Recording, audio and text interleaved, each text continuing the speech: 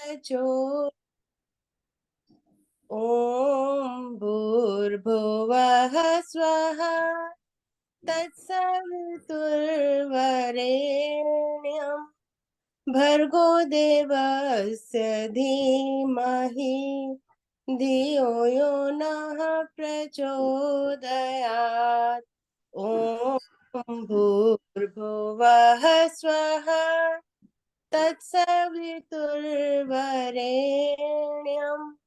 भर्गो देवस्य धीमहि धियो यो नः प्रचोदयात्। ओमकार प्रभु तेरा नाम गुण गावे संसार तमाम, प्राण स्वरूप प्राणों से प्यारा, दूर दुखों के करने हारा, सुख स्वरूप सुखों के दाता, अंत न कोई तुम्हारा पाता, सारे जग को पैदा करता, सबसे उत्तम पाप का हरता।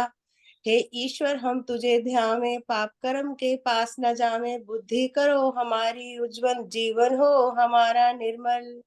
ओम। आर्य केंद्रीय सभा नगर निगम क्षेत्र फरीदाबाद के साप्ताहिक सत्संग में आप सभी का पुनः स्वागत है, अभिनंदन है। आइए, हमारा आज का उद्बोधन का विषय रहेगा ईश्वरीय ज्ञान की आवश्यकता। तो भजनों की श्रृंखला आरंभ करते हुए एक प्रभु स्तुति का गीत। ईश्वर को मानते हैं लोग, जानते नहीं, मृत्यु को जानते हैं मगर मानते नहीं। ईश्वर को मानते हैं लोग, जानते नहीं। कैसा अंधेर है ये छोटी सी बात की, कैसा अंधेर है ये छोटी सी बात की, असलियत जानते हुए भी जानते नहीं। ईश्वर को मानते हैं लोग, जानते नहीं। दुनिया को लूटते हैं बड़े इल्म हुनर से, दुनिया को लूटते हैं बड़े इल्म हुनर से, चादर फरेब की ये कभी तानते नहीं। ईश्वर को मानते हैं लोग, जानते नहीं। तिनका किसी की आंख देखें ये बार बार, तिनका किसी की आंख देखें ये बार बार, अपनी में होश तीर भी तो मानते नहीं। ईश्वर को मानते हैं लोग, जानते नहीं। सच्चाई जिंदगी में भूल कर न आ सकी, सच्चाई जिंदगी में भूल कर न आ सकी, कहने को कभी झूठ ये बखानते नहीं। ईश्वर को मानते हैं लोग, जानते नहीं। मतलब पड़े तो लोग इर्द गिर्द घूमते, मतलब पड़े तो लोग इर्द गिर्द घूमते, जब वक्त निकल जाए तो पहचानते नहीं। ईश्वर को मानते हैं लोग, जानते नहीं। बस एक ही को जान कर उसी के हो गए, बस एक ही को जान कर उसी के हो गए, दर दर की खाक हम तो पथिक छानते नहीं, ईश्वर को मानते हैं लोग जानते नहीं, मृत्यु को जानते हैं मगर मानते नहीं, ईश्वर को मानते हैं लोग जानते नहीं। ओम। बहुत बहुत धन्यवाद आप सब जुड़े। आज जैसा कि आप सभी को पता है कि आज 1 दिसंबर है, सीमा सुरक्षा बल के स्थापना दिवस पर देश की सीमाओं पर वीर व पराक्रमी जवानों को हमारा बहुत बड़ा सलाम। तो आइए भजनों की श्रृंखला को हम आगे ले जाते हुए मैं प्रार्थना करूंगी पूर्वा गांधी जी से, वे आए और अपना गीत रखें। आदरणीय पूर्वा गांधी जी। इसके बाद आशा जी मुझे चांस देना, शशि कोहली। एक भजन के बाद आपका होगा। हाँ जी। आशा जी मेरा पिछली बार रह गया था, कमला हंस। हाँ जी हाँ जी, ना चैट बॉक्स में लिख दें अपना नाम। आशा बेटे मैं आज नहीं बोल सकती हूँ, मेरा नाम मेरा अगले हफ्ते कर देना, ठीक है? ठीक है। नमस्ते सभी बहन भाइयों को सप्रेम नमस्ते। आशा जी मेरा नाम वीना गांधी है, ये पोती के नाम से सेव किया, मैं उसकी क्लास ठीक है, धन्यवाद जी। बुराइयों को कभी जीवन में अपनाना नहीं चाहिए, ये मीठा जहर होता है, इसे खाना नहीं चाहिए। बुराइयों को कभी जीवन में अपनाना नहीं चाहिए, बुरी संगत जहाँ देखो वहाँ जाने से शर्माओ, कहीं सत्संग होता हो तो शर्माना नहीं चाहिए। बुराइयों को कभी जीवन में अपनाना नहीं चाहिए, कोई कितना भी क्यों ना बड़े घर बार धन वाला, जहाँ स्वागत नहीं होता वहाँ जाना नहीं चाहिए। बुराइयों को कभी जीवन में अपनाना नहीं चाहिए, लगे पेड़ों पे फल जो ही झुके सब डालियां उनकी, यहाँ ऐश्वर्य को पाकर के इतराना नहीं चाहिए।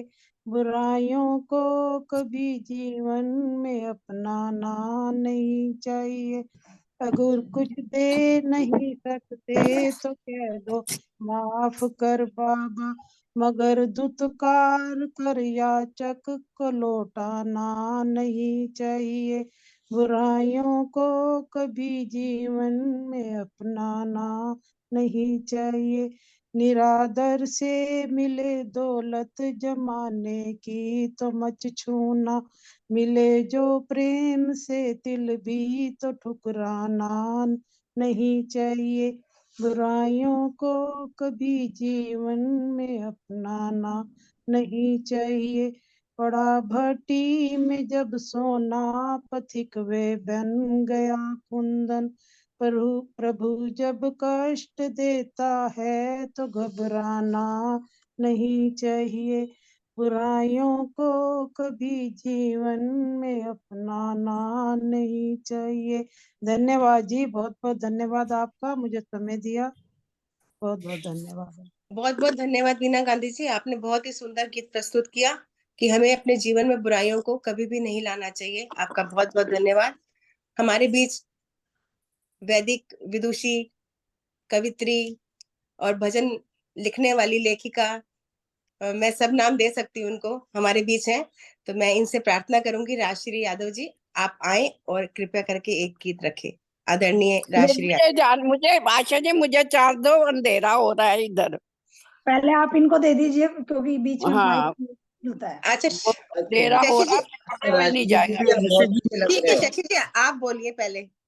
हाँ, प्रभु प्यारे से जिसका संबंध है, उसके जीवन में आनंद ही आनंद है। प्रभु प्यारे से जिसका संबंध है, उसके जीवन में आनंद ही आनंद है। मोह ममता से करके किनारा, लेके सच्चे पिता का सहारा। मोह ममता से करके किनारा, लेके सच्चे प्रभु का सहारा। उसकी रजा से जो रजामंद है, उसके जीवन में आनंद ही आनंद है। प्रभु प्यारे से जिसका संबंध है, उसके जीवन में आनंद ही न आनंद है। जिसकी करचनी में कोयल की चहक है, और करनी में फूलों की महक है। जिसकी कथनी में कोयल की चहक है, जिसकी करनी में फूलों की महक है। प्रेम नम्रता ही जिसका की सुगंध है, उसके जीवन में आनंद ही आनंद है। प्रभु प्यारे से जिसका संबंध है, उसके जीवन में आनंद ही आनंद है। निंदा चुगली ना जिसको सुहाए, बुरी संगत की रंगत ना उसको भाए। निंदा चुगली जिसको ना पसंद है, बुरी संगत की रंगत न जिसको सुहाए। सत्संग में की जिसको पसंद है, प्रभु उसके जीवन में आनंद ही आनंद है। प्रभु प्यारे से जिसका संबंध है, उसके जीवन में आनंद ही आनंद है। दीन दुखियों के दुख को मिटाए, बन के सच्चा सेवक भला सबका चाहे। दीन दुखियों के दुख को जो मिटाए, बन के सच्चा सेवक सबको सुहाए। नहीं जिसको पखंड और घमंड है, उसके जीवन में आनंद ही आनंद है। प्रभु प्यारे से जिसका संबंध है, उसके जीवन में आनंद ही आनंद है। उसके जीवन में आनंद ही आनंद है। धन्यवाद आशा जी। बहुत सुंदर गीत रखा आपने, बहुत सुंदर तरीके से प्रस्तुत किया। आपका बहुत बहुत धन्यवाद। हमारी देखने वाली दीदी को मैं आमंत्रित करना चाहूंगी, आदरणीय राजश्री यादव जी, वे आए और अपना गीत रखें। आदरणीय राजश्री जी। सभी का शानदार नमस्ते। मुझे लग रहा है एक दो माइक अभी भी खुले हुए हैं। बड़ा अच्छा लगता है आप लोगों से मिलके, लेकिन इस तरह का जब सुना तो था कि बूढ़े का मन और बच्चे का एक जैसा होता है, लेकिन सभी श्रेष्ठ माताओं से निवेदन है कि बीच बीच में माइक ना। आइए एक छोटा सा भजन, मैं कोशिश करूंगी एक लाइन को एक बारी बोलूं। प्रभु तेरी दया का दान मिले मुझे, ऐसा साथी मिल जाए, मैं भी पाखंड से दूर रहूं और वह भी सत्संगी बन जाए। प्रभु तेरी दया का दान मिले, मैं उठ नित कर्म करूं योगा और भरमण हो जाए। दो घड़ी बैठ उस ईश्वर का प्राकृतिक दर्शन हो जाए। धन्यवाद करूं उस ईश्वर का और स्वास्थ्य लाभ भी मिल जाए। मैं भी पाखंड से दूर रहूं, वह भी सत्संगी बन जाए। कण कण में व्यापक ईश्वर का आंखों से दर्शन हो जाए। कहीं भजन गीत पर वचन हो तो कानों में वाणी पड़ जाए। कर संध्या हवन प्रभु ध्यान धरूं, मुझको सद्बुद्धि मिल जाए। मैं भी पाखंड से दूर रहूं, वह भी सत्संगी बन जाए। प्रभु तेरी दया का दान मिले, दो रोटी गाय व कुत्ते की सुध, भोजन मेरा भी हो जाए। कोई आस पास भूखा न रहे, थोड़ा दान पुण्य भी हो जाए। बेबस और वृद्धों से मिलकर आशीष मुझे भी मिल जाए। मैं भी पाखंड से दूर रहूं, वह भी सत्संगी बन जाए। प्रभु तेरी दया का दान मिले, पापी और चोर लुटेरों से राज तेरी खुद ही दूरी बन जाए। लालच व लोभ में फंस करके कहीं तू भी न वैसा हो जाए।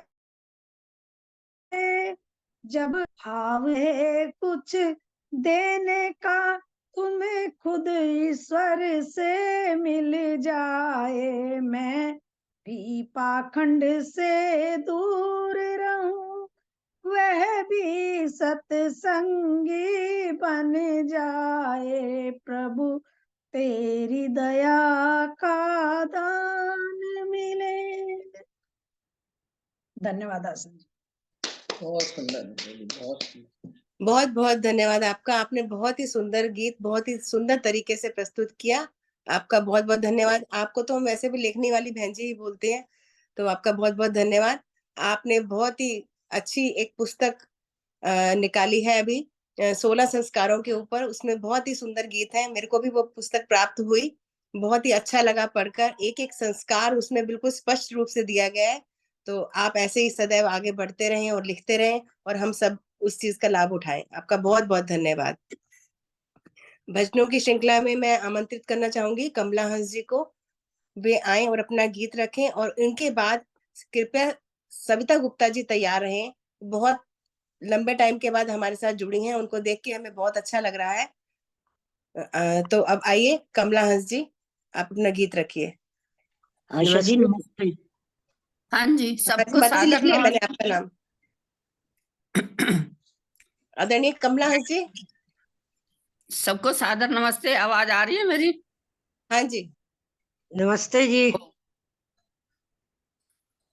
प्रभु तुम अणु से भी सूक्ष्म हो, प्रभु तुम गगन से विशाल हो, प्रभु तुम अणु से भी सूक्ष्म हो, प्रभु तुम गगन से भी विशाल हो। मैं मिसाल दूं तुम्हें कौन सी, मैं मिसाल दूं तुम्हें कौन सी, दुनिया में तुम बेमिसाल हो। प्रभु तुम अणु से भी सूक्ष्म हो, प्रभु तुम गगन से विशाल हो। हर दिल में तेरा धाम है, और न्याय ही तेरा काम है। सबसे बड़ा तेरा नाम है, जगपाल हो जगन्नाथ हो। अब प्रभु तुम अणु से भी सूक्ष्म हो, प्रभु तुम गगन से भी विशाल हो। सब साधकों की हो साधना, और उपासकों की उपासना। किसी भक्त की हो भावना, और या किसी कवि का ख्याल हो। प्रभु तुम अणु से भी सूक्ष्म हो, प्रभु तुम गगन से विशाल हो। तुम पर किसी का न जोर है, तेरा राज्य भी सभी ओर है। तेरे हाथ में सबकी डोर है, तुम ही जिंदगी तुम ही काल हो। मैं मिसाल दूं तुम्हें कौन सी, दुनिया में तुम बेमिसाल हो। जो खत्म ना हो वह किताब हो, जो खत्म ना हो वो किताब हो। बेशुमार हो बेहिसाब हो, जिसका कहीं न जवाब हो। उलझा हुआ वह सवाल हो, जिसका कहीं न जवाब हो। उलझा हुआ वह सवाल हो। प्रभु तुम अणु से भी सूक्ष्म हो, प्रभु तुम गगन से विशाल हो।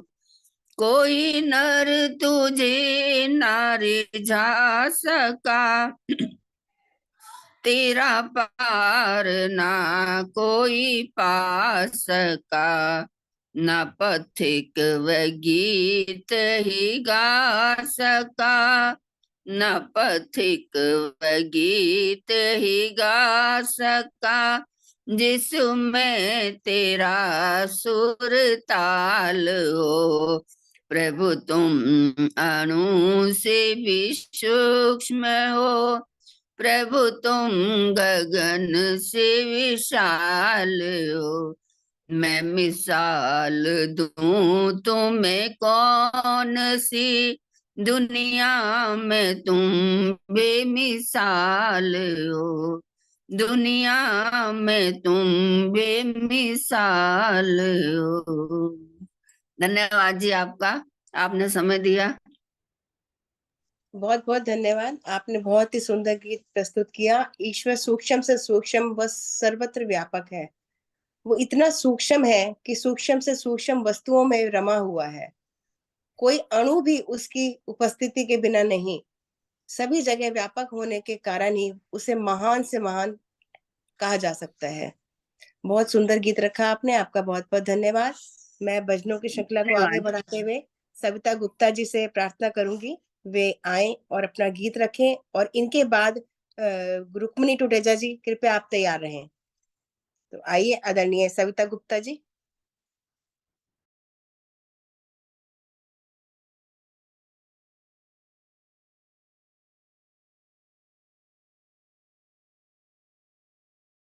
आपकी आवाज नहीं आ रही सविता गुप्ता जी, आपकी आवाज नहीं आ रही।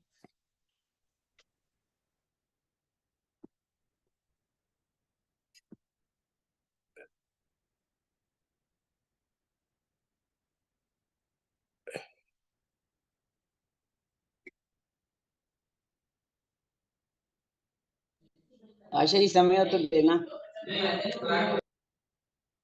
ओम की भक्ति को दिल में बसाए रहो, शांति का द्वार खुलता चला जाएगा। कर्म की शक्ति मांगो परम शक्ति से, मार्ग आसान होता चला जाएगा। मार्ग आसान होता चला जाएगा। आलस्य तेरा परम शत्रु है, सब बने काम तेरे, सब बने काम इससे बिगड़ते सदा। ओम की ही शरण में रहो रात दिन, भाग्य तेरा संवरता चला जाएगा। ओम की भक्ति को दिल में बसाए रहो, शांति का द्वार खुलता चला जाएगा, चला जाएगा। बहन जी आवाज आई कि नहीं आई है मेरी? हाँ जी, हाँ जी, आ रही है आवाज, बहुत अच्छी आ रही है, आ बोलिए आप। रही है? हाँ जी, हाँ जी। कर्म की शक्ति मांगो परम शक्ति से, मार्ग आसान होता चला जाएगा।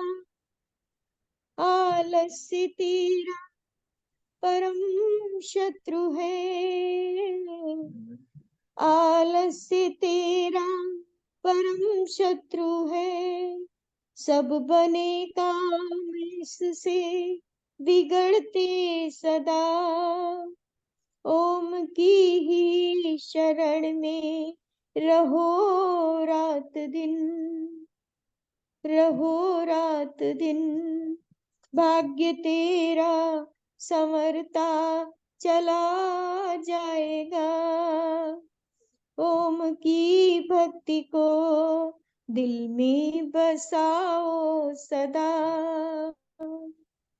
धन्यवाद जी आपका, बहुत बहुत धन्यवाद समय बहुत देने बहुत के धन्यवाद लिए। आपका। आपसे तो हम बहुत ही प्रेरणा लेते रहते हैं। आप बिल्कुल स्वस्थ रहें और निरोग रहें, ऐसी हम आशा रखते हैं। ऐसी हम भगवान से प्रार्थना करते हैं कि आप निरोग हो और हमारे बीच इसी तरह कार्यक्रम में जुड़ती रहें। आपका बहुत बहुत धन्यवाद। धन्यवाद भजनों की बहन जी, श्रृंखला में मैं धन्यवाद। आदरणीय रुक्मणी टुटेजा जी को आमंत्रित करती हूँ, वे आए और अपना गीत रखें। और इनके बाद कृष्णा भाटिया जी, कृपया वे तैयार रहें। आदरणीय रुक्मणी टुटेजा जी। बहुत बहुत धन्यवाद। मेरी आवाज आ रही है? हाँ जी, आ रही है। अच्छा, ये कैसे दबाऊं जो मेरा फोटो यहाँ आए? नहीं, आपका फोटो भी आ रहा है, आप बोलिए। अच्छा ठीक है। ओ, मैं एक प्रभु भक्ति का भजन बोलूंगी। मैं आई शरण तेरी, प्रभु पार लगा देना, जो हुई खता मुझसे उसे दिल से भुला देना। मैं आई शरण तेरी, प्रभु पार लगा देना, जो हुई खता मुझसे उसे दिल से भुला देना। सुनती हूँ मैं ऋषियों से सागर के खिवैया हो, बहती चली जाती हूँ, पकड़ो मेरी नैया को।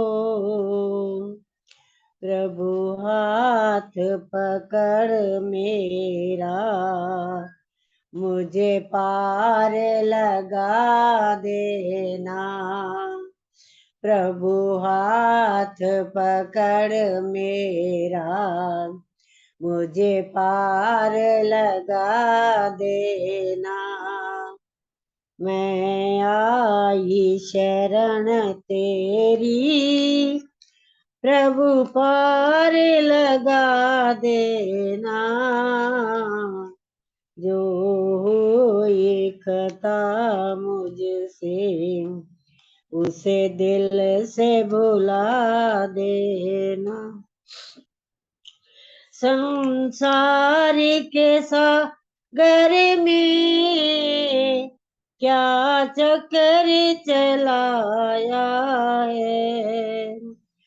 संसार के सागर में क्या चक्कर चलाया है। इस मोह की दुनिया में क्या रिश्ता बनाया है। इस मोह को दूर करो, मुझे अपनी बना लेना। इस मोह को दूर करो, मुझे अपनी बना लेना। मैं आई शरण तेरी, मुझे पार लगा देना। जो ये खता मुझसे, उसे दिल से भुला देना।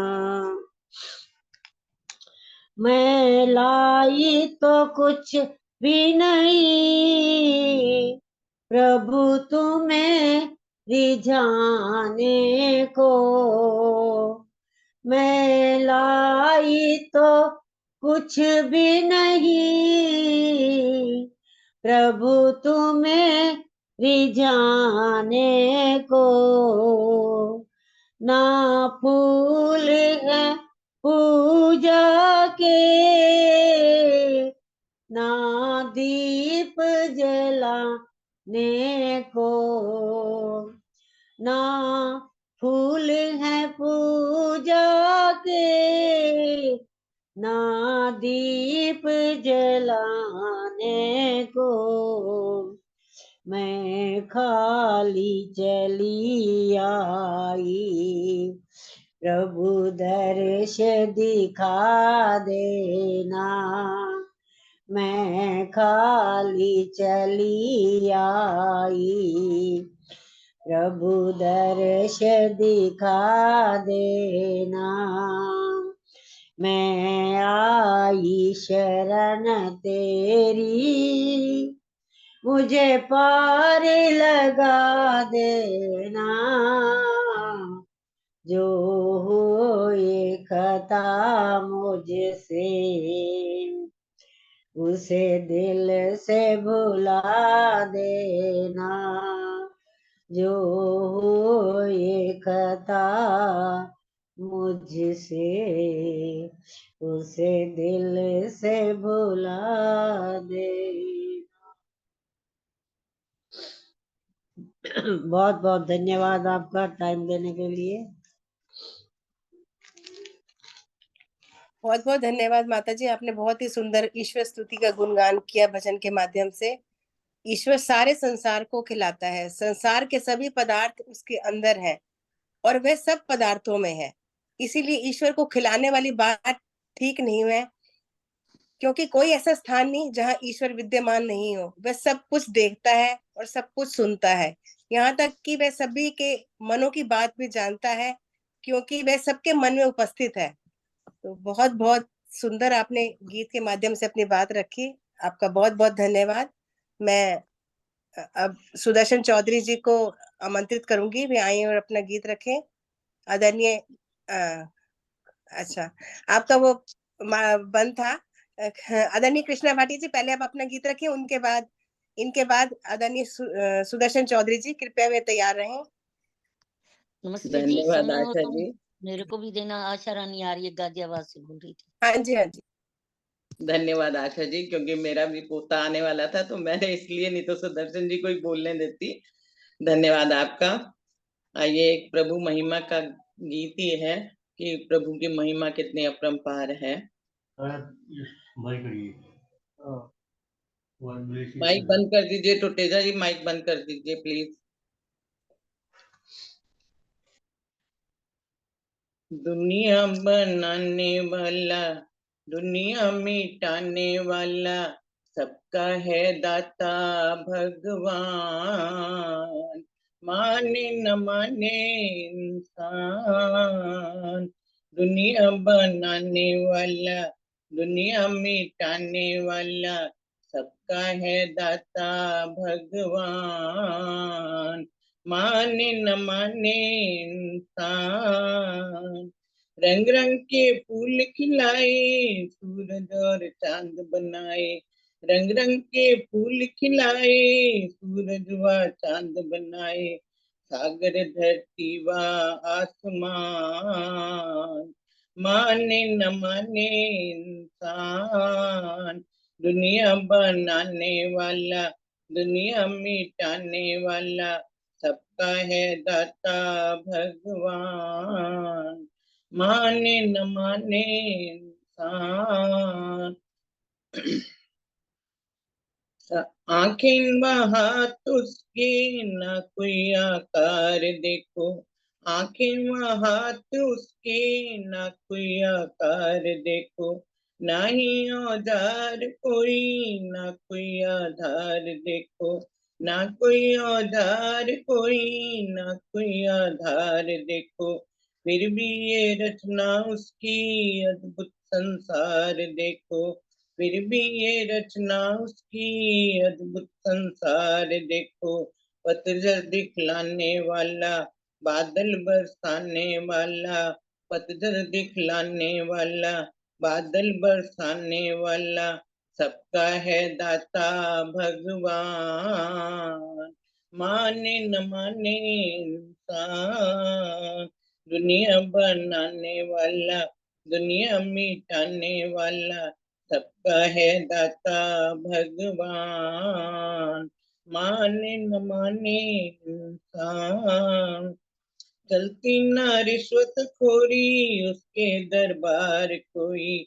चलती ना रिश्वत खोरी उसके दरबार कोई। अपना बेगाना उसका ना रिश्तेदार कोई। अपना बेगाना उसका ना कोई रिश्तेदार कोई। सुनता है वो तो सबकी, कर ले पुकार कोई। सुनता है वो तो सबकी, कर ले पुकार कोई। सज्जन हंसाने वाला, दुर्जन रुलाने वाला, सज्जन हंसाने वाला, दुर्जन रुलाने वाला, सबका है दाता भगवान। माने न माने इंसान, दुनिया बनाने वाला, दुनिया मिटाने वाला, सबका है दाता भगवान। माने न माने इंसान, निर्जन भयानक बनते चाहो दरबार जाना। निर्जन भयानक बनते चाहो दरबार जाना। तप और भक्ति के द्वारा मुक्ति के द्वार जाना। तप और भक्ति के द्वारा मुक्ति के द्वार जाना। पथिक मंजिल से पहले हिम्मत ना हार जाना। पथिक मंजिल से पहले हिम्मत ना हार जाना। उलझन सुलझाने वाला, मार्ग दिखलाने वाला, उलझन सुलझाने वाला, मार्ग दिखलाने वाला, सबका है दाता भगवान। माने न माने इंसान, सबका है दाता भगवान। माने न माने इंसान, दुनिया बनाने वाला, दुनिया मिटाने वाला, सबका है दाता भगवान। माने न माने इंसान। धन्यवाद आशा जी, समय देने के लिए बहुत बहुत धन्यवाद। काफी समय बहुत बाद आया नंबर मेरा। बहुत बहुत सुंदर गीत सुनाया आपने, आपका बहुत बहुत धन्यवाद।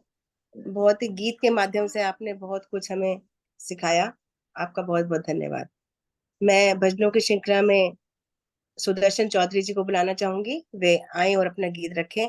आदरणीय सुदर्शन चौधरी जी, और इनके बाद केडी अरोड़ा जी, कृपया वो तैयार रहें। सादर नमस्ते जी, बहुत बहुत अवसर देने का धन्यवाद। सभी उपस्थित आर्यजनों को मेरा सादर नमन। और छोटा सा ईश भक्ति का भजन, ईश महिमा का। इस संसार की गतिविधियों पर नए अधिकार किसी का है, जिसको हम परमात्मा कहते, ये सब खेल उसी का है। इस संसार की गतिविधियों पर नई अधिकार किसी का है, जिसको हम परमात्मा कहते, ये सब खेल उसी का है। राम सिया राम सिया राम सिया राम सिया राम सिया राम सिया राम सिया राम सिया। क्षण भर को भी नहीं छोड़ता, सदा हमारे साथ में है। काया की श्वासा डोरी भी तार उसी के हाथ में है। हंसना रोना जीना मरना सब उसकी मर्जी का है, जिसको हम परमात्मा कहते, ये सब खेल उसी का है। इस संसार की गतिविधियों पर निर्धन से धनी, धनी से निर्धन, जानबूझ मूर्ख ज्ञानी, सब कुछ अदल बदल देने में कोई नहीं उसका सानी। समझदार भी समझ सके समझदार भी समझ सके ना, ऐसा अजब तरीका है, जिसको हम परमात्मा कहते, ये सब खेल उसी का है। इस संसार की गतिविधियों पर मिट्टी काली पीली हरे वन, आसमान का रंग नीला, सूर्य सुनहरा चंद्रमा शीतल, सब कुछ उसकी ही लीला।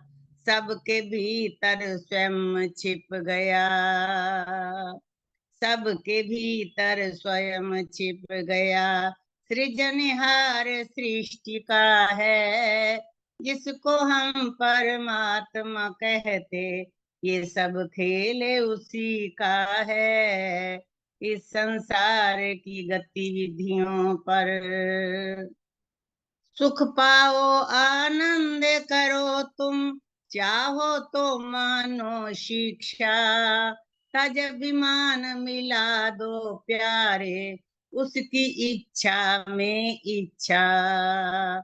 यही भक्ति का भाव है प्यारे, यही भक्ति का भाव है प्यारे, रहा यही मुक्ति का है, इसी को हम परमात्मा कहते, ये सब खेल उसी का है, ये सब खेल उसी का है।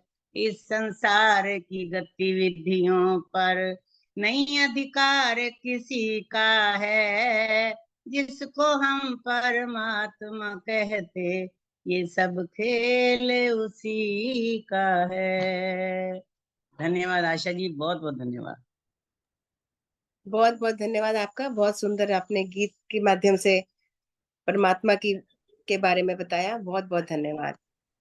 अब मैं भजनों की श्रृंखला में केडी अरोड़ा जी को बुलाना चाहूंगी। वे आए और अपना गीत रखें। आदरणीय केडी अरोड़ा जी, और इनके बाद कृपया राज अरोड़ा जी तैयार रहें। हाँ जी, आदरणीय केडी अरोड़ा जी। सबको नमस्ते जी। ए प्रभु भक्ति का भजन। प्रभु नाम सिमरता जा, प्रभु नाम सिमरता जा, तुझे प्रभु जी समझाते हैं। प्रभु द्वारे पे शीश झुका, प्रभु द्वारे पे शीश झुका, तुझे प्रभु जी समझाते हैं।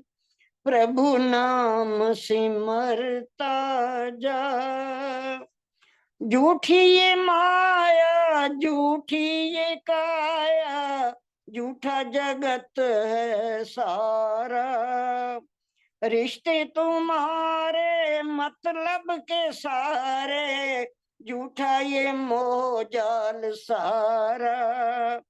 ये महल दो महले ही, ये महल दो महले ही, अरे तेरा दिल भर माते हैं।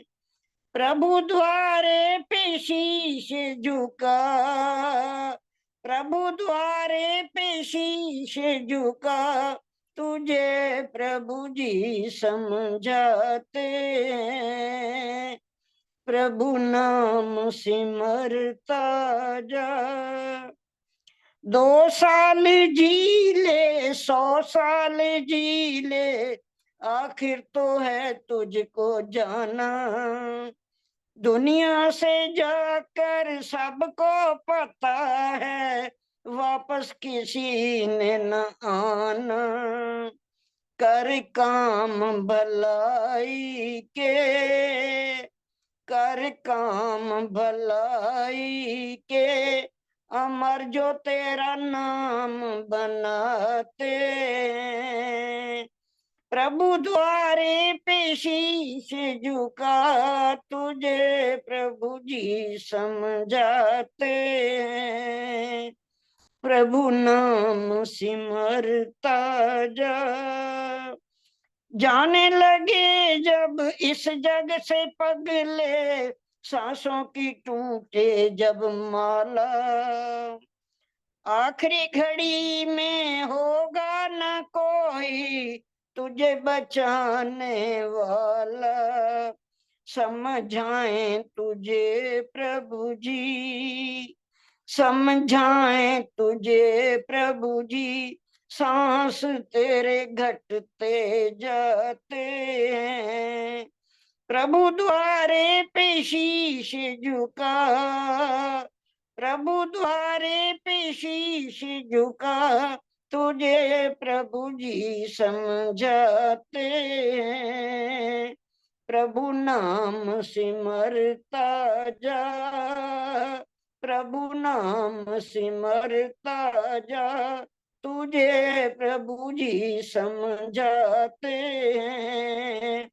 प्रभु द्वारे पे शीश झुका, प्रभु द्वारे पे शीश झुका, तुझे प्रभु जी समझाते हैं।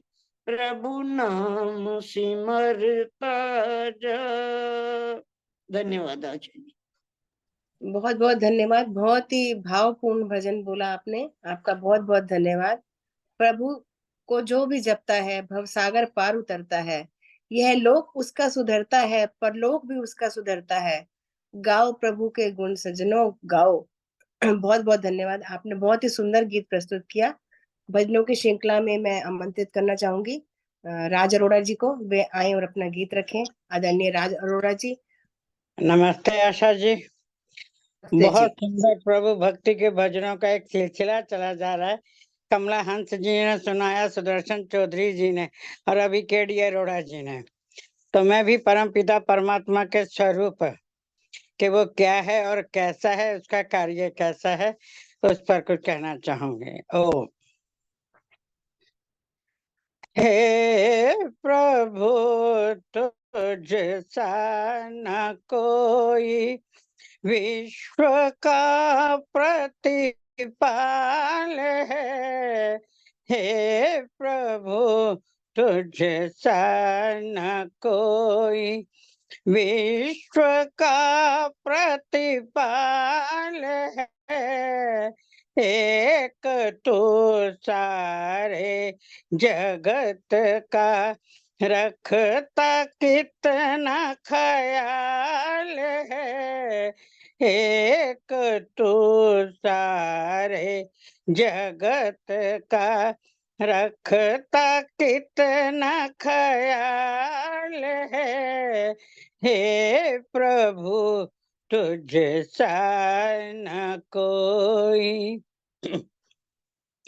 दौड़ने वालों से पहले है वहाँ मौजूद तू। दौड़ने वालों से पहले है वहाँ मौजूद तू। चल रहा बिन पैर तू, चल रहा बिन पैर तू। कैसी अनोखी चाल है, चल रहा बिन पैर तू। कैसी अनोखी चाल है। हे प्रभु तुझ सा न कोई, तेरी सानी का कोई भी दूसरा पाया नहीं। तेरी सानी का कोई भी दूसरा पाया नहीं। तू कभी जन्मा नहीं और नाही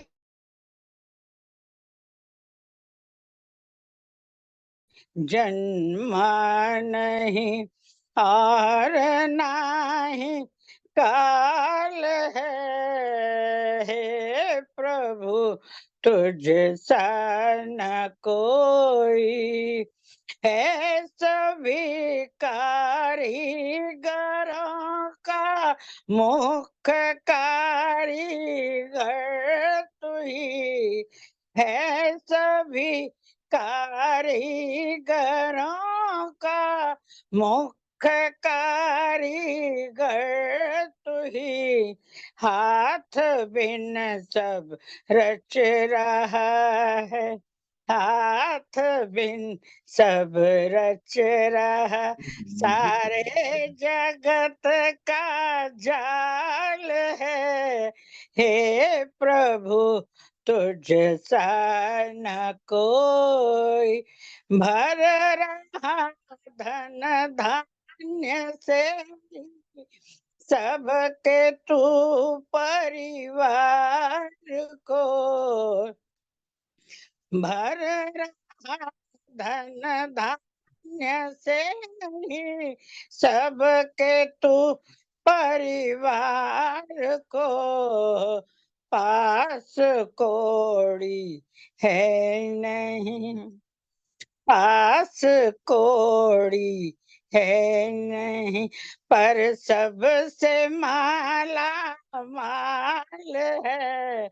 पास कोड़ी है नहीं, पर सबसे माला माल है। हे प्रभु तुझ सा न कोई विश्व का प्रतिपाल है।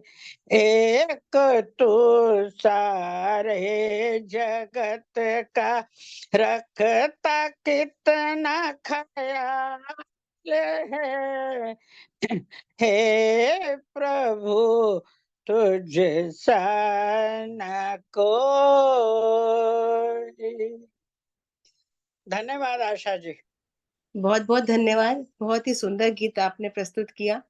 आज लगभग हमारा विषय जो रहा वो ईश्वर भक्ति के ही, प्रभु भक्ति के गीत ही सभी ने गाए। आज हम इस भजन की श्रृंखला को अब हम विराम देंगे और हमारे बीच हमारे उद्बोधन के लिए हमारे मुख्य विद्वान जितेंद्र सरल जी आ चुके हैं। मैं उनका अभिनंदन करती हूँ, स्वागत करती हूँ।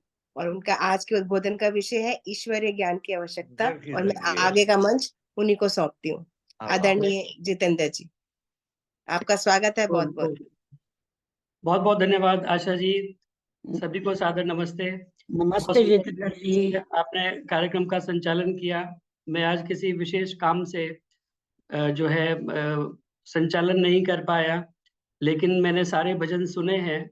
पूरा मुझे पता है किस किस ने बोले हैं। रास्ते में मैं सुनता रहा गाड़ी के अंदर बैठा हुआ। तो अभी मैं घर पर आया तो मैंने ये कार्यक्रम अब प्रॉपर तरीके से अब जाकर के मैंने ज्वाइन किया है। तो आज का कार्यक्रम बहुत अच्छे तरीके से संचालित करने के लिए आदरणीय आशा जी का बहुत बहुत धन्यवाद। आदरणीय कौशल्या अरोड़ा जी, कमला हंस जी, शशि कोहली जी, आशा जी, आपने कृष्णा भाटिया जी, सुदर्शन चौधरी जी, सविता गुप्ता जी, राजश्री यादव जी, रुक्मणी टुटेजा जी, और बहुत अच्छे तरीके से आपने सुंदर भजनों की प्रस्तुति दी। आइए आज के विषय पर हम चले। वो लगता है हर एक के बीच में कोई नहीं बोल रहा, तुम ले। एक बार पुनः आप सभी का स्वागत और धन्यवाद इस कार्यक्रम के साथ में जुड़ने के लिए। आप सभी लोग इस कार्यक्रम के साथ में नियमित रूप से जुड़ते हैं और यह कार्यक्रम इसी प्रकार आप लोग सफल बना रहे हैं। तो बहुत समय से आप लोगों की इस प्रकार की बीच बीच में आता रहता है कि मैं भी कभी कभी अपना कार्यक्रम इसमें रखा करूं। तो आज उसी श्रृंखला में मेरा यह पहला जो है मैं बोलने का प्रयास कर रहा हूं अपने कार्यक्रम के अंदर। और जो कहते हैं ना कि एक हमारे पलवल में जगबीर जी हैं जो बहुत मुझे प्रोत्साहित करते रहते थे। वो कहते थे सबक याद ना होता हो तो बन जाओ उस्ताद। अगर आपको याद नहीं होता और आप याद करना चाहते हैं जल्दी, तो आप उसे किसी को पढ़ाना शुरू कर दो, बताना शुरू कर दो, तो आपको वो बहुत जल्दी से याद हो जाएगा। तो उसी फार्मूले को अपनाते हुए मैं ये प्रयास कर रहा हूँ कि मुझे, वैसे मैं कोई विद्वान नहीं, कोई वक्ता नहीं, लेकिन आप सभी को मैं अपना जो कुछ मैंने पढ़ा उसे बताऊंगा तो मुझे पक्का हो जाएगा जो उसमें कहीं कमी होगी, जो कुछ और प्रश्न होंगे या जो कोई और विचार उसके अंदर आ सकते हैं वो आएंगे तो मैं उसे और भी ढूंढूंगा। तो इससे मेरा अपना जो है वो ज्ञानवर्धन होगा। तो इसी श्रृंखला में आइए आज का जो विषय है वो है ईश्वरीय ज्ञान की आवश्यकता। तो ये जो मेन रूप से जो मुख्य विषय है वो है वेद का परिचय। और वेद के परिचय में पहला जो टॉपिक हम आज ले रहे हैं वो है ईश्वरीय ज्ञान की आवश्यकता। ईश्वरीय ज्ञान की आवश्यकता, आप इसे ज्ञान कह लीजिए, ज्ञान कह लीजिए, हिंदी में इसे ज्ञान कहेंगे और संस्कृत में ज्ञान कहेंगे। तो ईश्वरीय ज्ञान की आवश्यकता, इस विषय पर हम थोड़ी सी चर्चा करेंगे। आप सभी से प्रार्थना दत्तचित्त होकर के आप सुनेंगे और मैं एक बार पूरा विषय आपके सामने प्रस्तुत करूं, उसके बाद में फिर जो कोई शंका प्रश्न होगा उसे भी हम एक बार विचार विमर्श करने का प्रयास करेंगे। ओम। एक बार आइए गायत्री मंत्र का उच्चारण करें। ओम भूर्भुवः स्वः तत्सवितुर्वरेण्यं भर्गो देवस्य धीमहि धियो यो नः प्रचोदयात्। ओम ये त्रिसप्ताह पर्यन्ति विश्वा रूपाणि विव्रतः वाचस्पतिर्बला तेषां तन्वो अद्य ददातु मे। आइए आज का जो विषय है ईश्वरीय ज्ञान की आवश्यकता। ईश्वरीय ज्ञान की आवश्यकता, इससे पूर्व हम ये जाने कि ईश्वरीय ज्ञान होता क्या है। हम आर्य समाज के अंदर विशेष रूप से सुनते आए हैं कि वेद जो है वो ईश्वरीय ज्ञान है। वेदों को ईश्वर ने सृष्टि के आरंभ में ऋग्वेद, यजुर्वेद, सामवेद और अथर्ववेद के रूप में 4 ऋषियों के अंतःकरण में प्रकाशित किया। ऋग्वेद अग्नि ऋषि, यजुर्वेद वायु ऋषि, सामवेद आदित्य ऋषि और अथर्ववेद को अंगिरा ऋषि के अंतःकरण में प्रकाशित किया। तो हम विशेष रूप से यह मानते हैं कि ये जो चारों वेद हैं, ये ईश्वरीय ज्ञान है, जो ईश्वर ने सृष्टि के आरंभ में मनुष्य मात्र को दिए, और इनके अंदर सारा ज्ञान विज्ञान सब कुछ इसके अंदर समाहित है। लेकिन केवल हम ये मानते हैं, बहुत सारे लोग इस बात को नहीं मानते। मैंने अपने एक व्हाट्सएप ग्रुप में जब ये बात डाली, तो किसी ने कहा कि आप ये कह रहे हो कि वेद ईश्वरीय ज्ञान है, ये काफी कुछ इट साउंड्स लाइक जैसे मुस्लिम्स कहते हैं कि कुरान ईश्वरीय ज्ञान है, कुरान को जो है अल्लाह ताला ने वो नाजिल किया। तो इसी तरह से सब लोग अपने अपने एक ईश्वरीय ज्ञान मानते हैं। अगर हम किसी मुस्लिम से पूछेंगे तो वो कुरान शरीफ को बताएगा, अगर हम किसी ईसाई से पूछेंगे तो वो कहेगा कि बाइबल जो है वो ईश्वरीय ज्ञान है। अगर हम किसी बौद्ध से पूछेंगे तो धम्मपद को अपनी धार्मिक पुस्तक मानते हैं। अगर पारसियों से कहेंगे तो जिंदावस्ता को मानते हैं, तौरेत है, इंजील है मोसेस की, और इसी तरह से अपनी अपनी सबके धर्म ग्रंथ हैं। और विडंबना ये है कि अगर हम हिंदुओं से बात करें तो हिंदुओं के जो धर्म ग्रंथ हैं वो अनेक हैं। अगर हम यही प्रश्न हिंदुओं से करें कि आपका धर्म ग्रंथ कौन सा है या ईश्वरीय ज्ञान आप किसे मानते हैं, तो थोड़ा सोचना पड़ता है। कोई कहेगा कि भगवत गीता है, जिसमें भगवान कृष्ण ने अर्जुन को सारा ज्ञान दिया है। कोई कहेगा कि भागवत पुराण है, श्रीमद् भागवत है जिसकी कथाएं होती हैं। अग्नि पुराण है, शिव पुराण है, बहुत सारे पुराण हमारे पास उपलब्ध हैं। कोई रामायण को बताएगा, कोई महाभारत को बताएगा, और बहुत कम लोग ऐसे होंगे जो वेद को कहेंगे। लेकिन सबके अपने अपने धर्म ग्रंथ, अपने अपने ईश्वरीय ज्ञान सभी लोग माने बैठे हैं। समस्या अब ये उत्पन्न होती है कि इसमें से वास्तव में ईश्वरीय ज्ञान है कौन सा।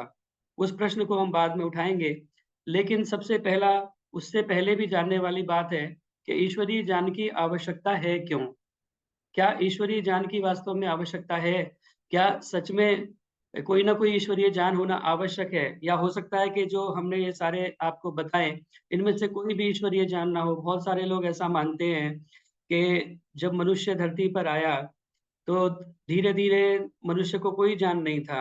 धीरे धीरे जो एक स्टोन एज कहते हैं, हमने आग जलाना सीखा, हमने पहिए का आविष्कार किया, धीरे धीरे वो ज्ञान में अभिवृद्धि होती चली गई, और हम उस अवस्था तक पहुंचे कि जहाँ पर हम बहुत बड़ा एक चरमोत्कर्ष देखते हैं विज्ञान का, रामायण काल में या महाभारत काल में, जहाँ पर पुष्पक विमान भी हम देखते हैं, और बहुत तरह के जो तीर थे उनके, वो एक मिसाइल की तरह चलते थे। जैसे आजकल गाइडेड मिसाइल्स होती हैं, ऐसे ही उनके तीर चलते थे। जहाँ लक्ष्य जा रहा है, जहाँ टारगेट जा रहा है, वहीं वो तीर जाता रहता था। हमने रामायण सीरियल के अंदर भी ये चीज देखी है। तो इस तरह से धीरे धीरे विज्ञान आगे बढ़ता चला गया, और हमने हमने जो है फिर ऋषियों ने वेदों को लिखा। उस समय जब ज्ञान बढ़ गया, बाद में उन ऋषियों ने वेदों को लिखा और बहुत सारे ग्रंथों को लिखा। तो हो सकता है कि कोई ईश्वरीय ज्ञान की आवश्यकता हो ही ना, और धीरे धीरे मनुष्य अपने आप ही अपने ज्ञान में अभिवृद्धि करके इस प्रकार के सारे ज्ञान को अर्जित करता चला गया। तो आइए जानने का प्रयत्न करें कि क्या वास्तव में ईश्वरीय ज्ञान की आवश्यकता है भी या नहीं है। तो इस बात को जानने के लिए हम देखेंगे, सामान्यतः संसार के अंदर 2 प्रकार का ज्ञान परिलक्षित होता है। पहला ज्ञान जिसे कहते हैं सामान्य ज्ञान, या स्वाभाविक ज्ञान भी कह सकते हैं हम उसे। और दूसरा जो ज्ञान है, जो विशेष ज्ञान है, और उसे हम नैमित्तिक ज्ञान भी कह देते हैं। तो सामान्य ज्ञान और या स्वाभाविक ज्ञान, या विशेष ज्ञान और नैमित्तिक ज्ञान, ये 2 ज्ञान के प्रकार हैं। इनमें से सामान्य ज्ञान क्या है? सामान्य ज्ञान हम कहते हैं जो कि हमें जन्म के साथ में प्राप्त होता है, जिसे किसी सिखाने वाले, नैमित्तिक होता है निमित्त, जो हमें निमित्त से प्राप्त होता है, किसी निमित्त से प्राप्त होता है। कोई बताएगा तो पता चलेगा, नहीं बताएगा तो नहीं पता चलेगा। लेकिन स्वाभाविक ज्ञान हम कहते हैं जो परमपिता परमात्मा ने हमें जन्म के साथ में सहज रूप से स्वाभाविक रूप से प्रदान किया है, वो स्वाभाविक ज्ञान होता है। और वो स्वाभाविक ज्ञान हमें विशेष रूप से देखने के लिए मिलता है। जितने भी पशु पक्षी कीट पतंग मनुष्येतर जितनी भी योनियां हैं, उन सभी को अगर हम ऑब्जर्व करेंगे तो उनके अंदर एक स्वाभाविक ज्ञान होता है। जैसे कि कोई भी पक्षी होता है वो उड़ना जानता है। कोई एक गाय के बछड़े को जन्म के साथ ही अगर हम उसे छोड़ दें पानी के अंदर तो वो तैरना जानता है। अगर थोड़े दिन बाद भी जन्म के माना कि 1-2 साल बाद भी हम उसे छोड़ेंगे तो भी वो तैर लेगा, ऐसा नहीं कि वो भूल जाएगा। तो उसे एक स्वाभाविक रूप से एक ज्ञान प्राप्त है जिसे जिससे वो तैर सकता है। इसी तरह से अन्य कीट पतंगों को पशु पक्षियों को हम देखेंगे तो उनके अंदर एक स्वाभाविक ज्ञान हमें प्राप्त होता है और जितनी उन्हें आवश्यकता है उतना परमपिता परमात्मा ने स्वाभाविक रूप से उन्हें जन्म के साथ में वो ज्ञान दिया है। जैसे कि मैंने यहाँ पर दिखाया एक बया नाम का पक्षी है। ये बया नाम का पक्षी जो है वो घोंसला बनाना जानता है और इतना सुंदर घोंसला बनाना जानता है कि इसके आगे बहुत अच्छे-अच्छे इंजीनियर भी फेल हो जाएँ। आप देखेंगे इसके घोंसले को तो इतना सुंदर तरीके से उस घोंसले को ये बया पक्षी जो बुनता है कि इसके अंदर पानी की एक बूंद भी वर्षा के अंदर जा नहीं सकती। इतने बढ़िया तरीके से इसकी बुनाई करता है। थोड़ा-सा अच्छा विषय है। देखेंगे अगर इंजीनियर को तो हम कहते हैं पक्षियों का बया को अगर हम देखेंगे तो पक्षियों का इंजीनियर बुनकर बया पक्षी। तो बया प्रजाति में जो ये घोंसला बनाने का काम है वो नर पक्षी के द्वारा ये घोंसला तैयार किया जाता है।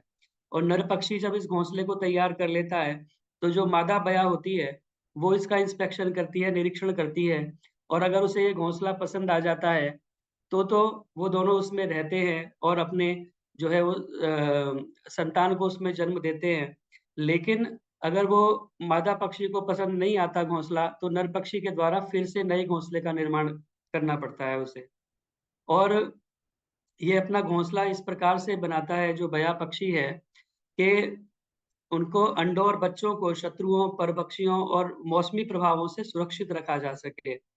एक महीन परत सुरक्षा के लिए उसके ऊपर तिनकों की तैयार होती है। तो उसमें कोई भी पानी की बूंद तक भी उसके अंदर नहीं जा सकती और जब पानी की बूंद भी नहीं जा सकती तो प्रकाश कैसे जाएगा?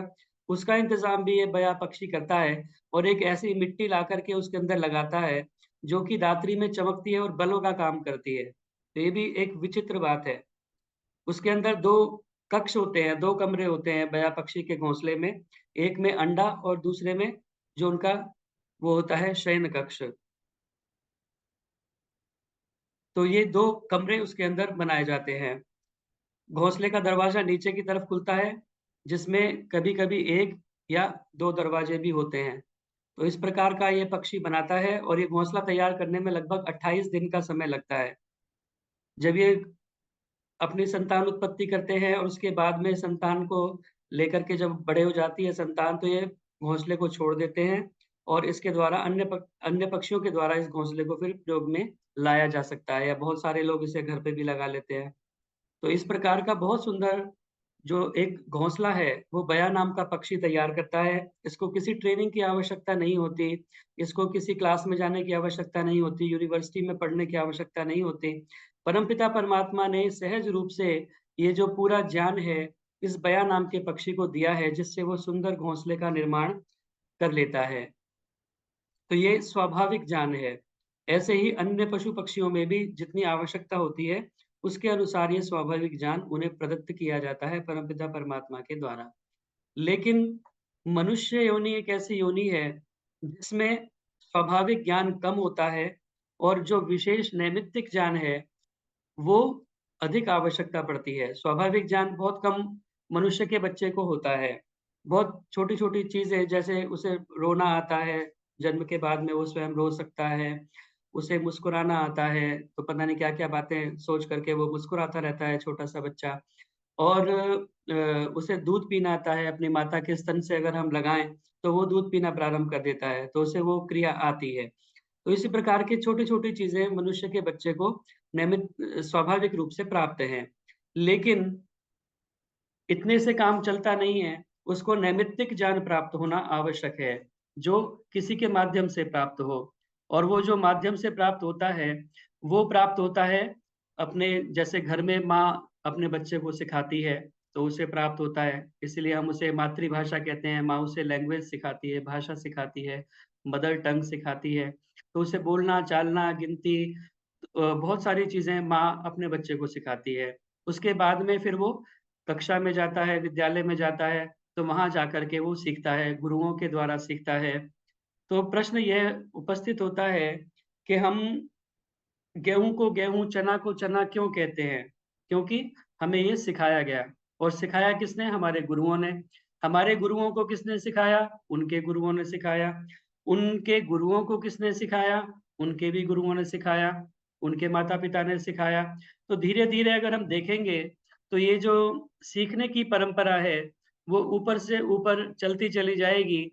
प्रश्न ये उपस्थित होगा कि आदि सृष्टि में जब कोई नहीं था, केवल जो आदि सृष्टि के लोग थे उनको किसने सिखाया? तो यहाँ जाकर के बात अटक जाएगी। और इसके अगर हम पड़ताल करना चाहें तो पतंजलि योग दर्शन में महर्षि पतंजलि ने उसके लिए सूत्र दिया है, स पूर्वेशाम अपि गुरु काले नानवच्छेदात। उस पर हम अभी आएंगे। तो प्रश्न यही है कि अगर हम ना सिखाएं तो क्या मनुष्य का बच्चा सीख नहीं सकता? यहाँ आकर के बात अटक जाती है। मुझे भी कई बार ऐसा लगता है कि पहले ऐसा लगता था कि ऐसा ही हुआ होगा कि धीरे धीरे हमने अपने ज्ञान में अभिवृद्धि करी और सीखते चले गए नई नई बातों को, उस ज्ञान विज्ञान को इकट्ठा करके हमने पुस्तकों के रूप में या श्रुति के रूप में उसको लिखना प्रारंभ किया, तो धीरे धीरे इस प्रकार से वेद बने। लेकिन वास्तव में अगर हम थोड़ा-सा उसके ऊपर अन्वेषण करें, विश्लेषण करें, तो हमें पता चलेगा कि मनुष्य को बिना सिखाए कुछ भी समझ में नहीं आता, कुछ भी वो सीख नहीं सकता, जब तक वो नैमित्तिक ज्ञान उसे प्राप्त नहीं होता। केवल स्वाभाविक ज्ञान के बल पर वो अपना जीवन नहीं बिता सकता, उसे नैमित्तिक ज्ञान मिलना बहुत आवश्यक है। और वो नैमित्तिक ज्ञान अगर ना मिले, तो वो पशु के बराबर ही रहता है। शोभाराम प्रेमी जी ने सुंदर गीत लिखा है ना, पशु पक्षी अपने बच्चे अपने समान सही जनते हैं, बिना बनाए मनुष्य के बच्चे कभी मनुष्य नहीं बनते हैं। बिना बनाए मनुष्य के बच्चे कभी मनुष्य नहीं बनते हैं। कैसे नहीं बनते? आइए थोड़ा सा इसके बारे में विचार करते हैं। कहते हैं कि एक बार मैंने कई पुस्तकों में जब इस विषय को पढ़ा तो वहां पर एक उदाहरण देखने के लिए मिलता है। वो कहते हैं कि अकबर ने अपने शासन काल में एक इस प्रकार का प्रयोग किया था। अकबर ने अपने शासन काल में एक इस प्रकार का प्रयोग किया था जहां पर उसने जन्म के साथ ही कुछ बच्चों को एक कमरे के अंदर बंद कर दिया और उस कमरे के अंदर कोई किसी की एंट्री अलाउड नहीं थी, कोई उसके अंदर नहीं जा सकता। केवल एक जो है उन्हें भोजन के लिए कुछ दिया जाता था, खाने के लिए एक व्यक्ति दरवाजा खोल के और अंदर सरका देता था और वो खाते थे। तो इस प्रकार से उसने बंद कर दिया और कई वर्ष के बाद जब देखा गया तो उन बच्चों को ना तो बोलना आया, ना तो उन्हें चलना आया, दो पैरों पर जैसे मनुष्य चलता है, ना कुछ और आया, ना कुछ, कोई भी आवाज भी नहीं निकाल सकते थे, क्योंकि देखा जाता है कि जो हम सुनते हैं वैसे ही हम बोलते हैं। तो ज्यादातर ऐसा होता है कि जो बच्चे जन्म से बहरे होते हैं वो गूंगे भी होते हैं, तो जो सुनेगा नहीं तो वो बोलेगा नहीं। तो वो बच्चे कुछ बोल नहीं पाते थे, केवल उन्होंने जो दरवाजा था उसकी ची ची की एक आवाज आती थी, तो वो ची ची करना ही उससे सीख गए, केवल इतना ही वो बोलना सीख पाए। तो ये उदाहरण अकबर के काल में मिलता है, जिसका कोई जो है विशेष रूप से एविडेंस नहीं है, ऐसा कहा जाता है। लेकिन मैंने थोड़ा-सा और इसके बारे में जब रिसर्च किया, तो पता चला कि आज के समय में भी ऐसे लगभग 100 के करीब उदाहरण हैं, जिनको हम प्रस्तुत कर सकते हैं इस विषय पर, कि अगर हम नहीं सिखाएँ, तो बच्चे सीखेंगे नहीं। और ऐसे जो बच्चे होते हैं, किसी न किसी कारण से जन्म के साथ ही जिनको या तो कोई पशु उठाकर ले गए या जिनको उनके माता-पिता ने किसी कारण से छोड़ दिया, तो ऐसे जो बच्चे होते हैं इनको फेरल चाइल्ड कहते हैं। अगर आप गूगल पे सर्च करेंगे, यूट्यूब के ऊपर सर्च करेंगे, तो फेरल चिल्ड्रन के नाम से अगर आप देखेंगे तो आपको इस तरह के उदाहरण देखने के लिए मिलेंगे। तो मैं कुछ उदाहरण आपके लिए आज लेकर के आया हूँ। ऐसे लगभग आज की डेट में भी 100 के करीब उदाहरण हैं जो हमारे सामने हैं। तो उनमें से केवल 3 उदाहरण मैं आपके सामने प्रस्तुत करूंगा, जिससे हमें पता चलेगा कि यह क्या प्रक्रिया है। एक जो उदाहरण है, जो सबसे पहले जिसका प्रमाण हमें मिलता है, वेल डॉक्यूमेंटेड जो उदाहरण है, वो 1867 का है, 1867। ये एक जो बच्चा है, इसको भेड़िए उठा करके ले गए और ये मिला था बुलंदशहर के पास में, उत्तर प्रदेश में बुलंदशहर के पास एक जंगल के अंदर 1867 में ये बच्चा एक मिला। लगभग 6 साल की अवस्था थी उस समय इसकी, और ये भेड़ियों के साथ में झुंड में रहता था। इसको बचपन में ही भेड़िए उठाकर ले गए, भेड़ियों ने ही इसको पाला। और जब शिकारी शिकार करने के लिए उस जंगल के अंदर गए, तो वहां इन्होंने इस एक जो भेड़ियों की आवाज सुनाई दी, जो भेड़िए आवाज निकालते हैं उस तरह की, और मांद के अंदर जब वो शिकार करने को तत्पर हुए, तब उन्हें दिखाई दिया कि अरे ये तो भेड़िया नहीं, ये कोई मनुष्य का बच्चा है जो भेड़िए की आवाज निकाल रहा है। उसको उन्होंने रेस्क्यू करने की कोशिश की, बचाव दल उस शिकारियों ने जब बचाने की कोशिश की, तो जो भेड़िए उसको अपनी संतान मानते थे, बड़ी मुश्किल से उन्होंने उस मादा भेड़िए को मार करके तब उस बच्चे को वहां से निकाल पाए। इतना अच्छा एक जो है लगाव उनके आपस में मध्य में था, यद्यपि यह मनुष्य का बच्चा था और वो भेड़िए थे। और वो जो बच्चा था, वो भेड़िए के जैसे ही पूरा अपना बर्ताव करता था, चारों पैरों पर चलता था भेड़ियों की तरह, और बोलने की बजाय भेड़ियों के जैसे ही आवाज निकालता था, wolf like grunts and howls. तो इस प्रकार का उसका बिहेवियर था। उसका नाम, क्योंकि वो शनिवार को मिला था, तो उसका नाम शनिचर रख दिया गया, और वो शनिचर के नाम से ही बाद में मशहूर हुआ। और जो एक जंगल बुक जो लिखी, वो जंगल बुक जो है वो कहते हैं कि इसी से इंस्पायर्ड है, जिसके ऊपर जंगल बुक के ऊपर मूवीज भी बनी हैं, बहुत सारी किताबें, आर्टिकल भी लिखे गए, और एक गाना बहुत प्रसिद्ध हुआ जिसको आप सभी जानते हैं, जंगल जंगल बात चली है, पता चला है, चड्डी पहन के फूल खिला है। तो वो चड्डी पहन के जो फूल खिला है, वो यही शनिचर था, जिसके ऊपर ये जो है आगे जंगल बुक और मोगली जो करेक्टर है, एक मोगली के नाम से वो बना। तो वास्तव में जो ये शनिचर था, ये बिल्कुल भेड़ियों की तरह ही बर्ताव करता था, कोई मनुष्य जैसा इसका लक्षण नहीं था, क्योंकि इसको नैमित्तिक ज्ञान प्राप्त नहीं हुआ, इसलिए ये रॉ मीट ही खाता था और हड्डियों को चबाता रहता था ताकि अपने दांतों को शार्प कर सके, जैसे भेड़िए करते हैं। इसको बड़ी मुश्किल से उन्होंने निकाल करके सिकंदरा, आगरा के पास सिकंदरा में एक अनाथालय में इसको भर्ती कराया।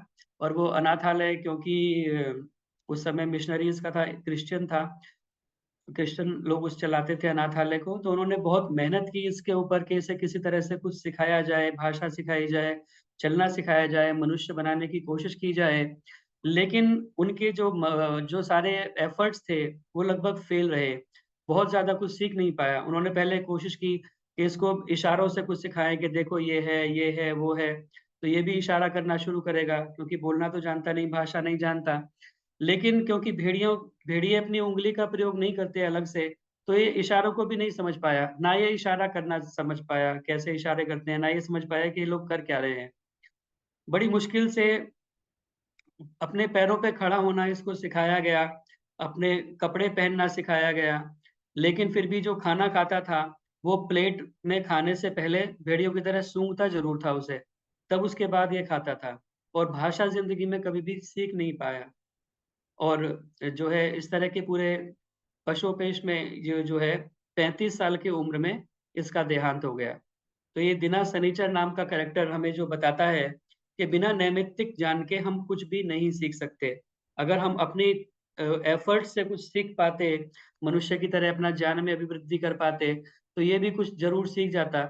लेकिन ये भेड़ियों में रहकर भेड़िया ही बन गया। दूसरा एक एग्जाम्पल मैं आपको दूं इसके बारे में, तो ये है लॉस एंजल्स का एक एग्जाम्पल है। इस लड़की का नाम है जेनी वाइली।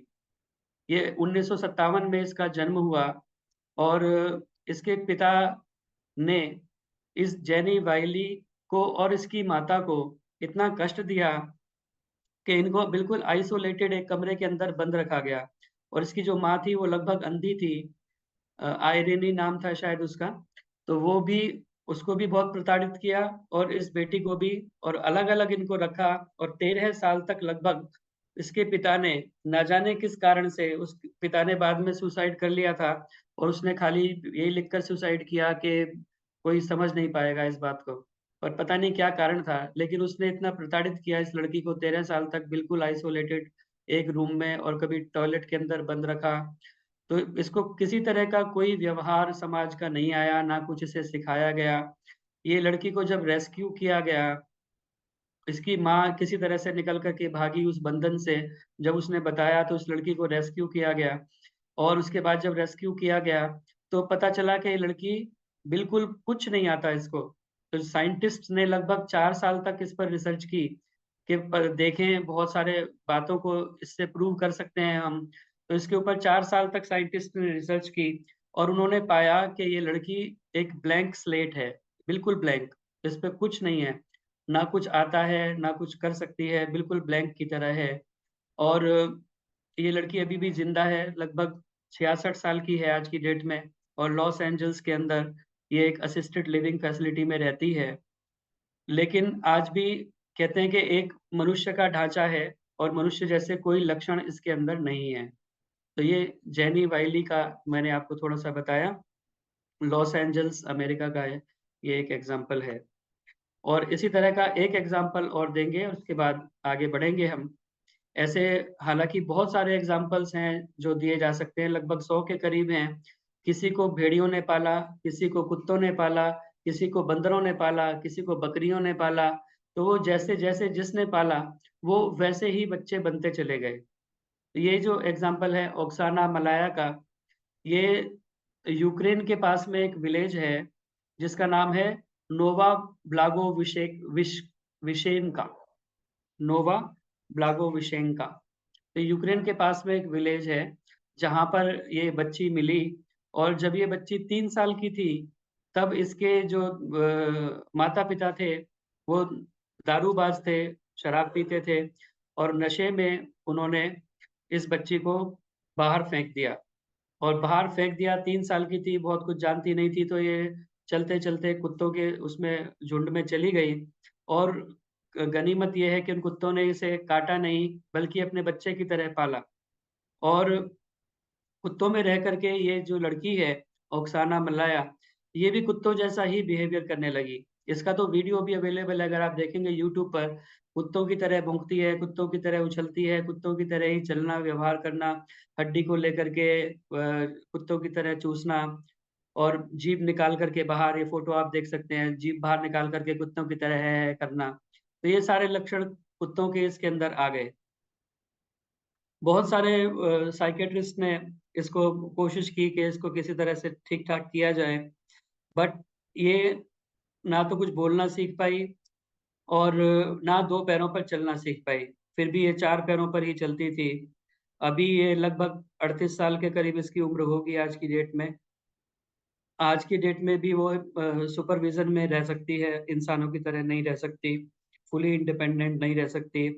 बोलती है तो बिल्कुल इमोशनलेस, जैसे एक ही टोन में बोलते रहते हैं, रोबोट की तरह, उस तरह से बोलती है, कोई इमोशंस नहीं है, एक्सप्रेशंस नहीं है। तो मतलब इस तरह का पूरा इसका हो गया। अब इन एग्ज़ाम्पल्स को देख कर के हमें ये पता चलता है कि निश्चित रूप से नैमित्तिक ज्ञान की हमें आवश्यकता है। और जैसा कि मैं बता रहा था कि नैमित्तिक ज्ञान हमें प्राप्त होता है गुरुओं से, माता-पिता से, अपने समाज से। लेकिन जो सृष्टि के आदि में थे, उनको ये ज्ञान कहाँ से प्राप्त हुआ? तो अगर हम उस पे जो है विचार करेंगे, तो हमें पता चलेगा कि वह परमात्मा जो है, वो सबसे पहले सबका गुरु था। सब पूर्वेषामपि गुरु काले नान्वच्छेदात्, क्योंकि वो समय की सीमा में नहीं है, समय की बाध्यता में नहीं है।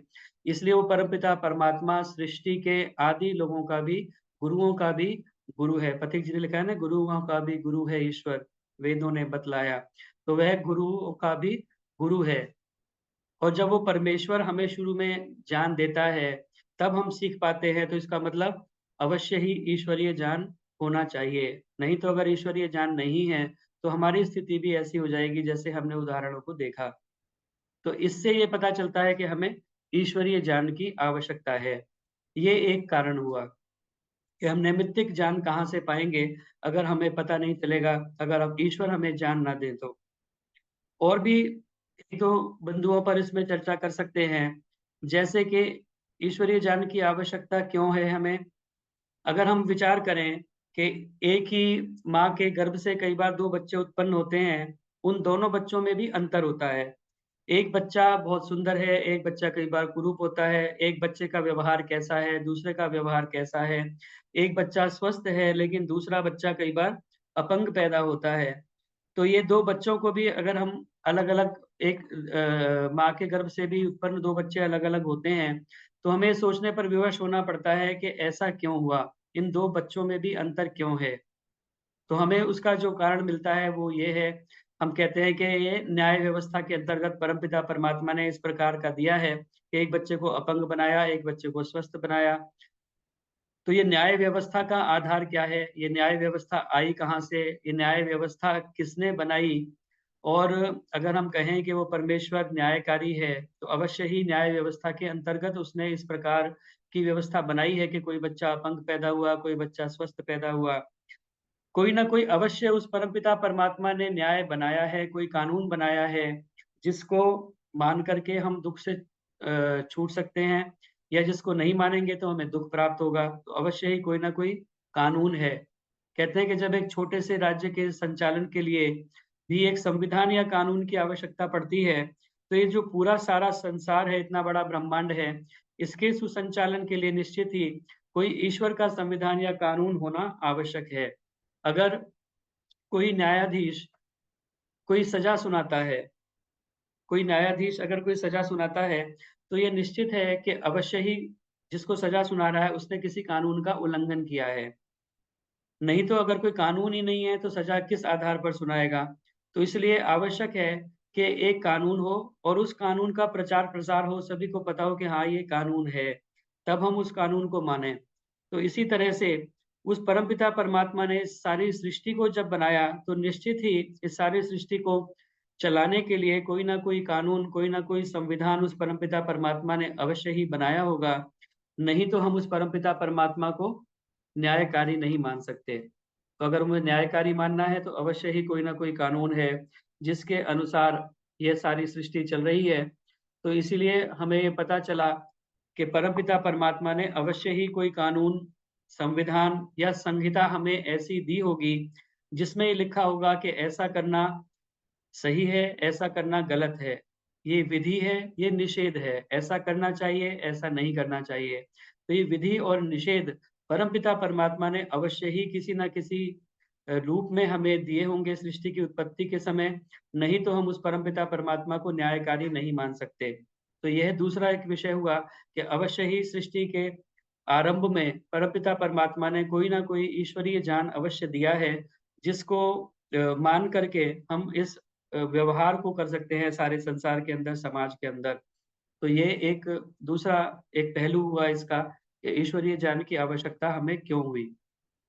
ईश्वरीय ज्ञान की आवश्यकता क्यों हुई, इसके बारे में एक छोटा-सा पहलू और भी है। जैसे हम कहें कि क्या हमें देखने के लिए क्या चाहिए? हम इन भौतिक चक्षुओं से देखते हैं। इन भौतिक चक्षुओं से क्या हम जिसके नेत्र हैं, क्या वो निश्चित है कि वो देख सकता है? नेत्रों के अलावा भी हमें कुछ चीज़ों की आवश्यकता पड़ती है, जिससे हम देख सकते हैं। जैसे कि मेरे नेत्र बिल्कुल ठीक-ठाक हैं, मैं देख सकता हूँ, लेकिन क्या सूर्य के अभाव में मैं देख पाऊँगा? अगर सूर्य ही नहीं है, तो कहाँ से प्रकाश आएगा? अगर प्रकाश आएगा नहीं तो रिफ्लेक्ट होकर मेरी आँखों तक कैसे आएगा? और मैं नहीं देख सकता। तो इसीलिए कहा जाता है कि हमें देखने के लिए इन भौतिक चक्षु जो परमपिता परमात्मा ने दिए, इनके साथ-साथ हमें एक सूर्य भी दिया, जिससे हम देख सकते हैं। इसी तरह से हमें परमपिता परमात्मा ने बुद्धि दी है और उस बुद्धि का प्रयोग करके हम देख सकें, इसके लिए निश्चित रूप से उस परमपिता परमात्मा ने एक सूर्य रूपी ज्ञान हमें दिया है, जिसके प्रकाश में हम अपनी बुद्धि का प्रयोग करके कुछ हम कर सकते हैं। और जो ये ज्ञान रूपी जो सूर्य है, उसी ज्ञान रूपी सूर्य का नाम क्या है? वो है ईश्वरीय ज्ञान। ये हम बाद में विचार करेंगे कि वो वेद है, कुरान है, इंजील है, तौरेत है, पुराण है, गीता है या क्या है। अभी हम इतना मानते हैं कि कोई ना कोई परमपिता परमात्मा ने अवश्य ही ईश्वरीय ज्ञान दिया है, जो हमारी बुद्धि की सहायता करता है, जिससे हम अपने कार्य व्यवहार को कर सकते हैं। अगर वो वेद या ईश्वरीय ज्ञान ना हो तो हम पट पर ठोकर ही खाते रहेंगे और हमारी बुद्धि जो है वो काम नहीं कर पाएगी। तो ये इससे हमें ये स्पष्ट हुआ कि अवश्य ही परमपिता परमात्मा ने सृष्टि के आदि में कोई ना कोई ज्ञान हमें दिया है, जिसको हम ईश्वरीय ज्ञान कहते हैं। और उस ईश्वरीय ज्ञान को पाकर ही वास्तव में सृष्टि का जो व्यवहार है वो आगे चल सकता है। अब ये विषय जो है आज का मेरा केवल इतना ही था कि ईश्वरीय ज्ञान की आवश्यकता हमें क्यों है। अगला जो विषय इसमें आएगा वो आएगा कि वेद ही ईश्वरीय ज्ञान क्यों है। अब हमने ये जान लिया कि अवश्य ही हमें ईश्वरीय ज्ञान चाहिए। ईश्वरीय ज्ञान के अभाव में मनुष्य को नैमित्तिक ज्ञान नहीं मिल सकता और संसार का कार्य नहीं चल सकता। इसीलिए ईश्वरीय ज्ञान तो होना ही चाहिए। अब वो किस रूप में है, कौन सा ग्रंथ है, क्या हम उसे माने, और जो है वो अलग-अलग जो ईश्वरीय ज्ञान है, वो उनमें से कौन सा ईश्वरीय ज्ञान वास्तव में सही है, ये विषय हम अगली जो चर्चा है उसके अंतर्गत करेंगे। आप सभी ने मेरी बात को बहुत ध्यानपूर्वक दत्तचित्त होकर के सुना। आप सभी का मैं बहुत हृदय से धन्यवाद करके अपनी वाणी को विराम करता हूँ और प्रार्थना करता हूँ हमारे मध्य में आदरणीय मैडम उषा चितकारा जी उपस्थित हैं, वो कृपया आएँ और आप सभी का आज के कार्यक्रम के लिए धन्यवाद ज्ञापित करें और अपना भी आशीर्वाद वो दें। आदरणीय मैडम उषा चितकारा जी। सभी को सादर नमस्ते। इससे पहले कि मैं कुछ जितेंद्र जी के प्रवचन पर बोलूं तो मुझे कुछ सोचना पड़ेगा। बहुत बहनों ने बहुत सुंदर ही भजन बोले, ईश्वर की कीर्ति की, स्तुति की, जो कि चाहिए भी सही। अब हम आते हैं इस विषय पर कि ईश्वरीय ज्ञान की क्या आवश्यकता है। इन्होंने बड़ी साइंटिफिक तरीके से जितेंद्र जी ने आइडिया लिया और उस आइडिया को डेवलप किया। This was very important. This has been done very systematically. Idea छोटा सा लिया, लेकिन उसको किस सिस्टमैटिक तरीके से, रीजनेबल तरीके से, बिलीवेबल तरीके से डेवलप किया, दैट इज कमेंडेबल। इसके लिए सभी को एक बार जोर से ताली बजानी चाहिए। अब इन्होंने इतने सुंदर हमें एग्जाम्पल दिए। पता सब कुछ बहुत कुछ होता है, लेकिन उसको एक सूत्र में बांध के तरीके से विस्तार से समझा के बताना हर एक की बस की बात नहीं होती। वो ऐसे बुद्धिमान जितेंद्र जैसे बंदे ही कर सकते हैं। तो बहुत सुंदर तरीके से इन्होंने बताया कि ईश्वरीय ज्ञान बहुत आवश्यक है और दो तरीके की ज्ञान है। नेचुरली एक सामान्य है, एक विशेष है।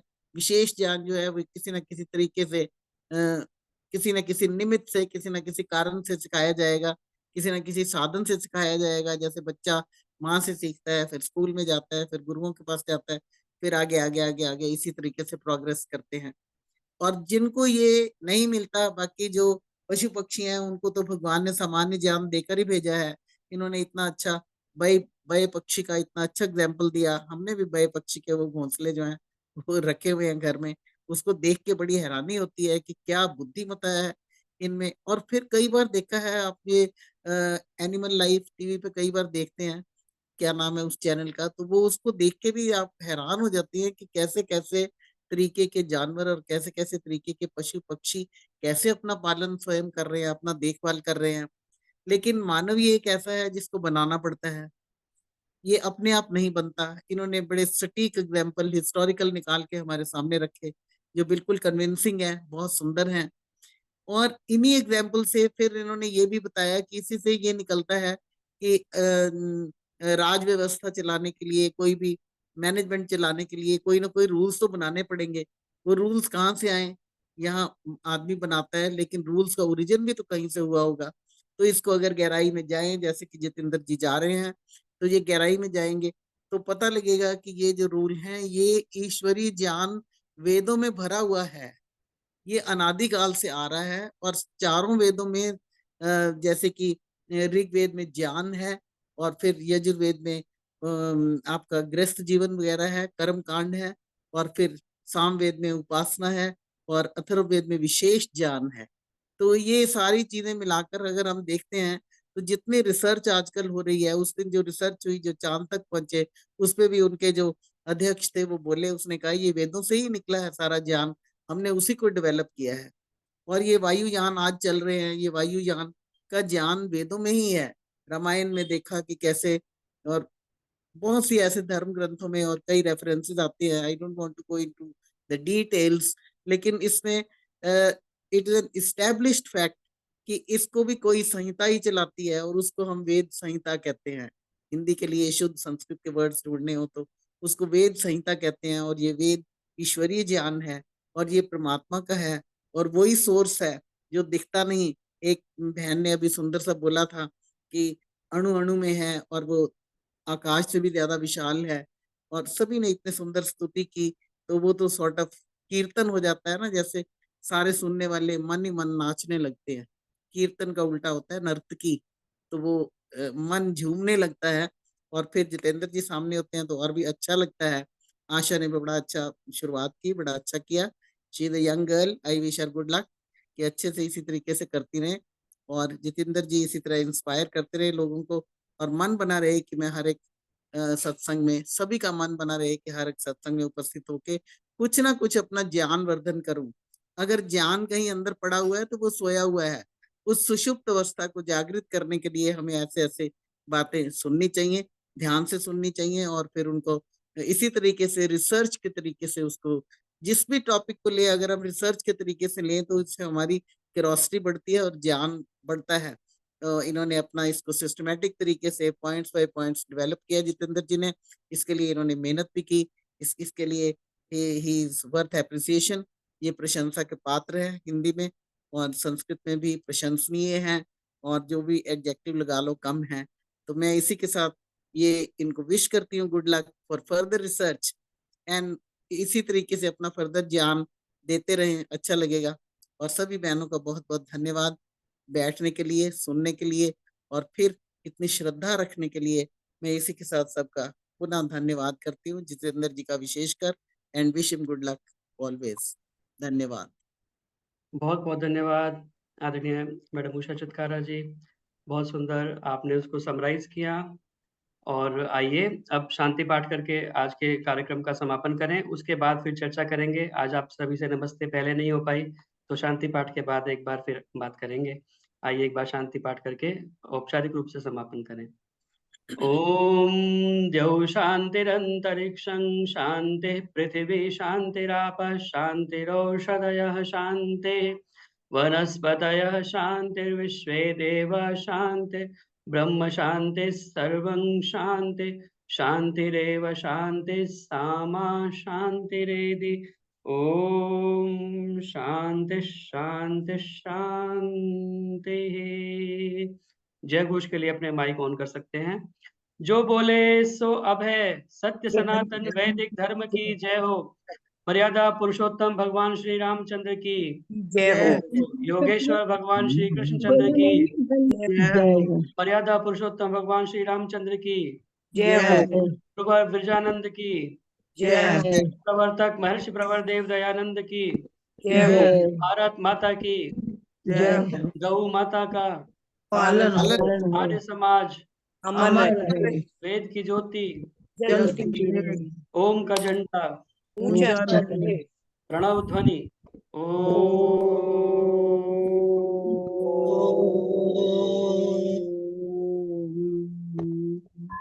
वैदिक अभिवादन सभी को सादर नमस्ते। जितेंद्र जी नमस्ते। जितेंद्र जी धन्यवाद। नमस्ते। जितेंद्र जी बहुत बढ़िया।